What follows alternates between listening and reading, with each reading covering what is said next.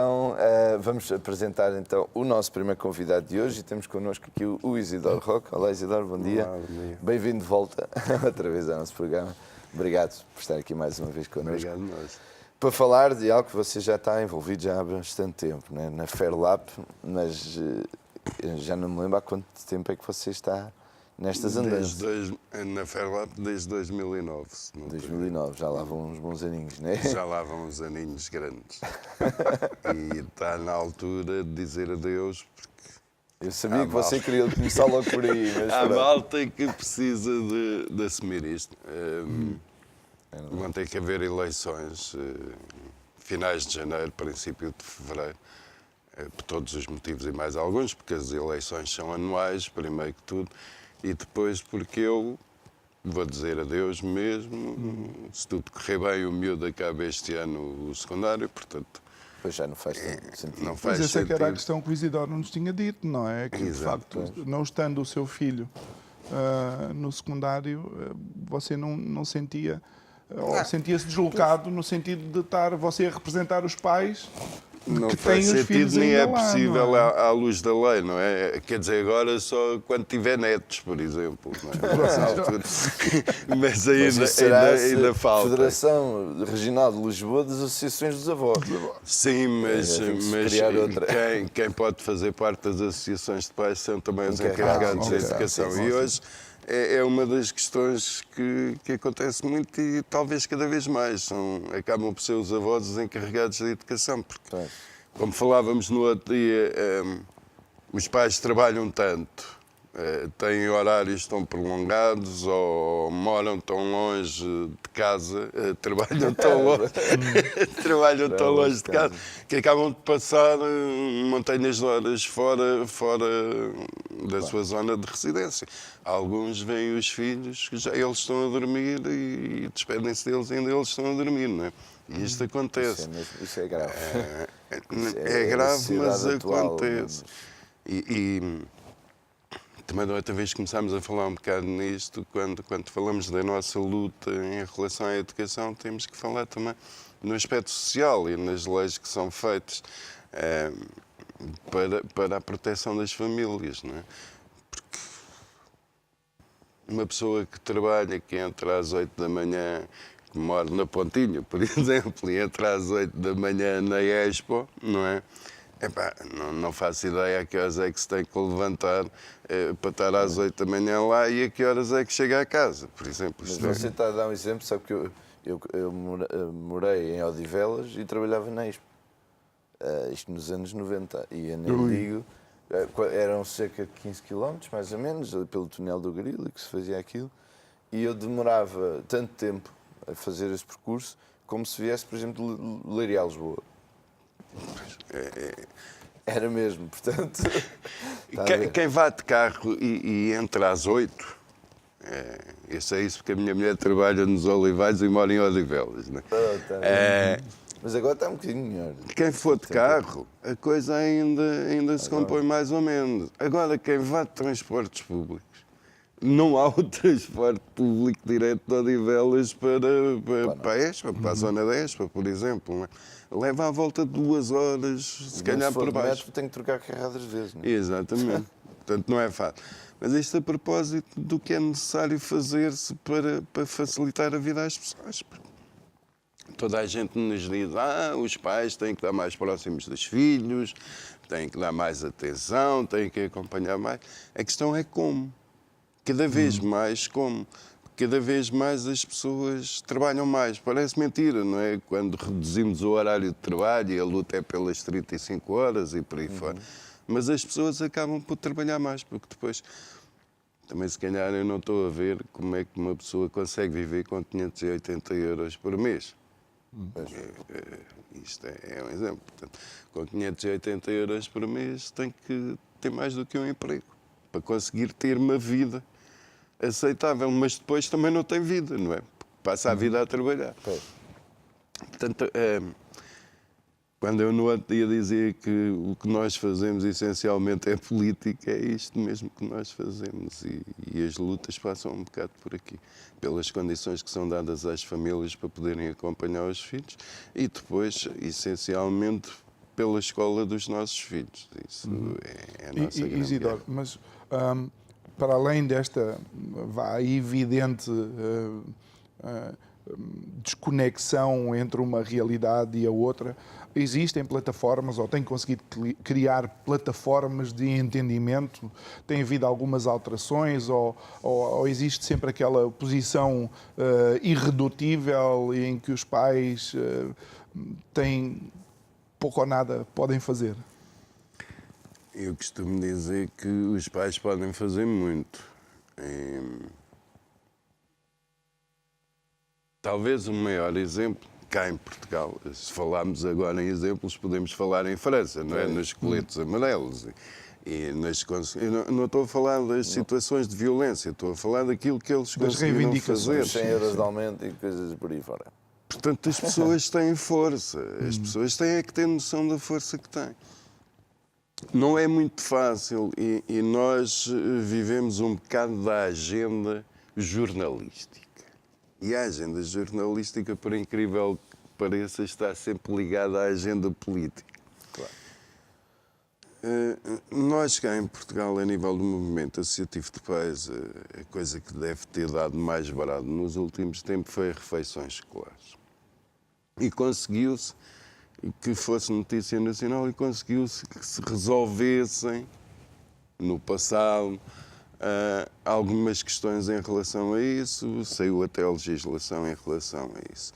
Porque havia aquela dúvida se os pais podiam acompanhar refeições, se não podiam, e então neste momento está legislado que os pais podem e devem acompanhar as refeições na escola, não podem ser impedidos de o fazer.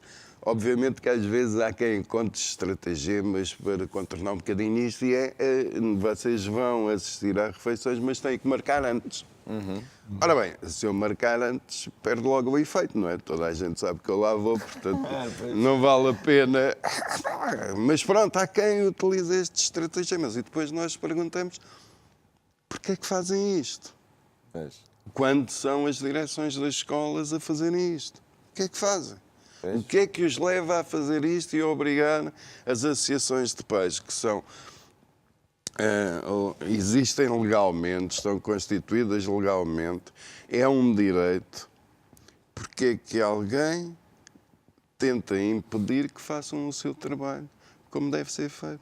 Porque só tem efeito a vigilância se for de surpresa, se não for. Claro. Eu sei, isto faz-me lembrar a tropa, não é? Quando o oficial ia provar a comida era sempre boa. O problema era depois quando ele lá não estava, não é? Mas não é? Não faz muito sentido. E isto foi uma grande guerra. Felizmente tivemos a sorte de haver jornalistas que conseguiram, de alguma forma, despertar para esta realidade e nos deram muita força. As coisas não estão bem na mesma. Só que neste momento não faz parte da agenda jornalística estas questões da parentalidade e da escola dos miúdos. Não faz mesmo. Porque este ano já existem novamente situações em que a comida tem problemas. Nós lançámos alguns comunicados este ano, depois de iniciarmos o ano letivo, penso já foram 3. Num deles alertámos para isto, até enviámos uma fotografia, mas a coisa não foi muito... Ninguém pegou. Ninguém pegou e nós sabemos porque é que não pega. E às vezes a falarmos com eles, eles dizem, nós às vezes tentamos, mas tem que passar ali uma série de patamares e esses patamares muitas vezes entravam ali a questão. Se não fizer parte daquela agenda. Se é difícil eles dizerem-nos que sim, é muito difícil. Mas também, se não fosse difícil, não tinha piada nenhuma, não é? Andámos nisso. Não fazíamos sequer falta. Não é? Era bom não haver necessidade de haver associações de pais. Não era preciso. Não era necessário, porque era corria resolvido tudo com bem. o telefonema e as coisas mudavam com facilidade. Se consegue. E há uma altura em que se consegue mais. E deixa este conselho, sempre que houver eleições nacionais, locais, ataquem com força, porque cada pai é um voto. E isto é importante que seja dito. E os votos pesam cada vez mais. Portanto, nós temos que fazer valer os nossos direitos. E quem é mais nosso amigo é aquele que nos dê mais. E, às vezes as pessoas, mas eu sou do PC, eu sou do PS, eu sou do PSD. Não, é pá, eu enquanto pai, eu não sou de nenhum deles. Eu sou amigo de quem nos ajuda. Enquanto indivíduo, você terá a sua orientação política, como é óbvio, Enquanto ou pai, não, não é? Exato. Mas, enquanto presidente da FERLAP, você está interessado no que é melhor para os alunos, não é? Para as associações, para os pais. Ou seja, quem apresentar a melhor proposta é que é o seu amigo. Temos pena. Temos pena. E a sério, temos que ser cínicos a este ponto, porque para nós também são. Porque a nós pais passam a vida a dizer nós vamos fazer. Nós fazemos. E só que o nós fazemos esquecem-se de dizer quando. Não é? Às vezes até nos dizem para o mês que vem nós... Não, em novembro nós fazemos. Mas esquecem-se de dizer o ano, não é? E, entretanto, passa aquele novembro, Passa a legislatura nós perguntamos, então em novembro? É para o outro novembro. Portanto, nós temos que jogar um bocado como eles jogam connosco. Às vezes não é fácil, claro que não é. Temos de ter algum cuidado e conseguir distinguir as relações pessoais das relações institucionais. Eu não tenho nada, por exemplo, contra... Há bocado falou na Corália, não é? E falou no Presidente da Câmara, de Odivelas, que é a zona da minha associação de pais. Eu, pessoalmente, conheço-os todos. E não tenho nada contra a Corália, não tenho nada contra o Hugo Martins. Às vezes tenho contra os presidentes. E tenho que conseguir separar estas duas pessoas. Há quem não consiga separar isso, mas isto é fundamental. Eu posso ir beber um copo com um deles, não é? Enquanto Isidoro, enquanto Corália, enquanto Hugo. Mas enquanto presidentes, não. Às vezes conseguimos resolver as coisas oficiais a beber um copo.